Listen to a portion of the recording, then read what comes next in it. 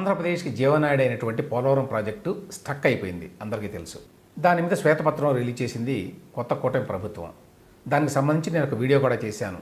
అందులో ఆ కారణాలన్నీ వివరించారు. ఎందువల్ల ఈ ప్రాజెక్టు ఈ విధంగా ఆగిపోయింది, ఎవరు దీనికి బాధ్యులు, పోలవరం ప్రాజెక్ట్ అథారిటీ వారు ఏం చెప్పారు అన్నాడు, ఏమని హెచ్చరించారు, అయినా కూడా ఆ హెచ్చరికలను పట్టించుకోకుండా జగన్మోహన్ రెడ్డి మొండితనంతో, అజ్ఞానంతో, స్వార్థంతో, కమిషన్ల కోసం కకృతిపడి ప్రతీకారంతో ఏ విధంగా పోలవరం ప్రాజెక్టుని సర్వనాశనం చేశాడు అని చెప్పి ఆధారాలతో సహా నేను ఆ వీడియో చేశాను.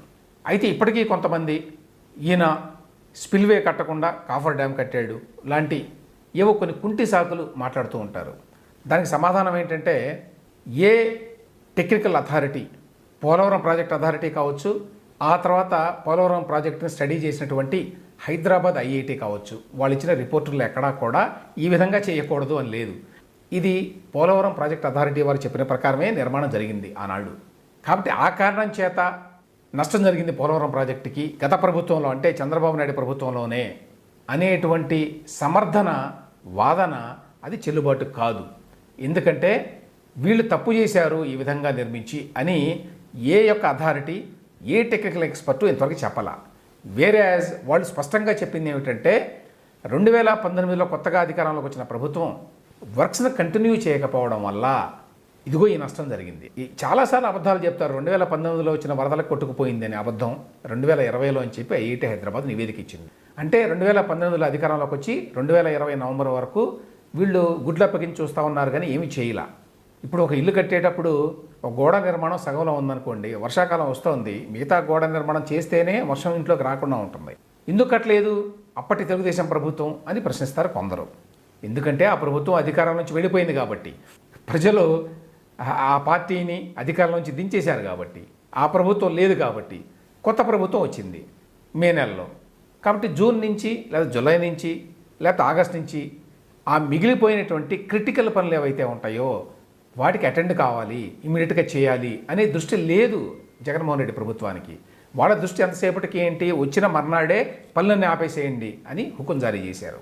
పనులన్నీ అక్కడ నిలిచిపోయినాయి. మీ కాంట్రాక్టులన్నీ టెర్మినేట్ చేసి పడేసాం, మీరు వెళ్ళిపోండి అని చెప్పారు. మరి వెళ్ళిపోతే ఎవరు చూస్తారు అక్కడ పనులు? ఎక్కడ సమస్య ఉందో ఎవరు పట్టించుకుంటారు? ప్రతి ప్రాజెక్టుకి కూడా ఒక క్రిటికల్ స్టేజ్ ఉంటుంది. ఆనాడు 2019లో అది క్రిటికల్ స్టేజ్. ఎందుకంటే అక్కడ కొన్ని గ్యాప్స్ ఉన్నాయి, ఆ గ్యాప్స్ని ఫిల్ చేయాల్సిన అవసరం ఉంది.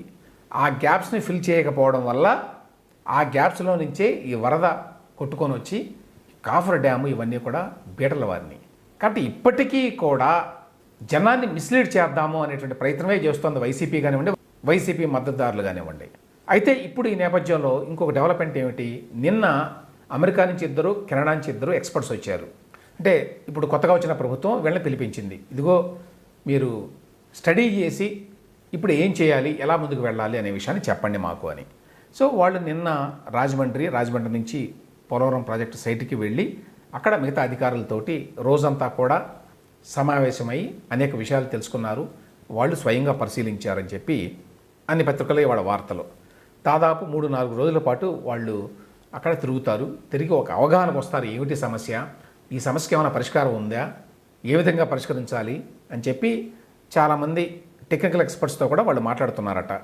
వాళ్ళతో పాటు పోలవరం ప్రాజెక్ట్ అథారిటీ ముఖ్యులు, కేంద్ర జల సంఘం నిపుణులు, వ్యాప్కోస్, బావర్, అంటే వీళ్ళు కాంట్రాక్టర్స్, కెల్లరు, మేఘా కంపెనీ, వీళ్ళంతా రకరకాల పనులు చేసినటువంటి కాంట్రాక్టర్స్, వాళ్ళ యొక్క ప్రతినిధులు, అలాగే అంతర్జాతీయ డిజైన్ సంస్థ అట ఆఫ్రీ అని చెప్పి వాళ్ళ ప్రతినిధులు, వీళ్ళంతా కూడా ఈ చర్చలో పాల్గొంటున్నారు ఇప్పుడు.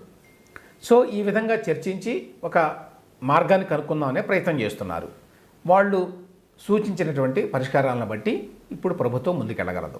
ఇక్కడ పాయింట్ ఏమిటంటే, నిజంగా 2019లోనే అంతకుముందు ప్రభుత్వం, అంటే తెలుగుదేశం ప్రభుత్వం 2014-19 మధ్యకాలంలో సరిగ్గా కట్టలేదు, ఏదో లోపాలు ఉన్నాయి అని అనుకుంటే అప్పుడే వీళ్ళందరినీ పిలిపించి చూపించి దానికి పరిష్కార మార్గాలను కనుక్కోవాలి కదా. 5 ఏళ్ల పాటు ఏం చేశారు మరి? అంతకుముందు ప్రభుత్వం కనుక తప్పులు చేసి ఉంటే 5 ఏళ్ల పాటు ఎలా నిద్రపోయారు? నిద్రపోవటం కాదు, అసెంబ్లీలో స్వయంగా జగన్మోహన్ రెడ్డి గారు, ఇతర మంత్రులు ప్రకటించారు కదా, 2021 నాటికి మేము పూర్తి చేస్తాం, లేదు 21 డిసెంబర్ నాటికి పూర్తి చేస్తాం, లేదు 2022 జనవరి నాటికి పూర్తి చేస్తాం, ఈ విధంగా డేట్లు ఇచ్చుకుంటూ వెళ్ళారు కదా.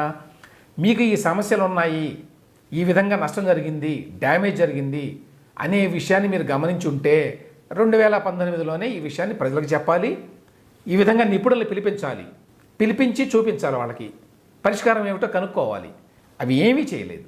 దాన్ని బట్టి ఎంత మోసపూరితంగా మాట్లాడుతున్నారు వైసీపీ వాళ్ళు అనే విషయం మరొకసారి స్పష్టం అవుతుంది. ఇప్పటికైనా కనీసం ఈ నిపుణులు పిలిపించి దాన్ని పరిశీలింపజేస్తున్నారు కాబట్టి త్వరలో ఏమిటి సమస్య, ఏ విధంగా పరిష్కరించాలి, దీనికి ఎంత డబ్బు ఖర్చు అవుతుంది, ఇట్లాంటి అంశాలన్నీ కూడా ఒక అవగాహనకు రావడానికి అవకాశం ఏర్పడుతుంది. వాళ్ళు చెప్తే కానీ మరి ఎన్ని సంవత్సరాలు పడుతుంది పూర్తి కావడానికి అనే విషయం తెలియదు. అందువల్ల ఇప్పుడున్నటువంటి ప్రభుత్వం ఏ విషయాన్ని కూడా స్పష్టంగా చెప్పలేనటువంటి పరిస్థితుల్లో ఉంది. ఎందుకంటే జరిగిన నష్టం యొక్క ఎక్స్టెంట్ ఎంత, దానికి అసలు పరిష్కార మార్గాలు ఉన్నాయా, ఆ పరిష్కార మార్గాలు ఎంత కాంప్లెక్స్, వాటికి ఎంత భారీగా డబ్బులు ఖర్చు కావచ్చు, ఇట్లాంటి అనేక అంశాలు ఇముడున్నాయి ఇందులో. అదృష్టవశాత్తు ఒకవేళ ఈ నష్టం పరిమితమైనది లేక ఈ నష్టాన్ని తక్కువ ఖర్చుతోటి పోడ్చవచ్చు, వెంటనే మళ్ళీ పనులు ప్రారంభించవచ్చు అని చెప్పి ఈ నిపుణులు కనుక చెప్తే అప్పుడు అది ఆంధ్రప్రదేశ్ ప్రజల అదృష్టం అవుతుంది. అప్పుడు ఈ ప్రాజెక్టు త్వరగా పూర్తి కావడానికి అవకాశం ఏర్పడుతుంది.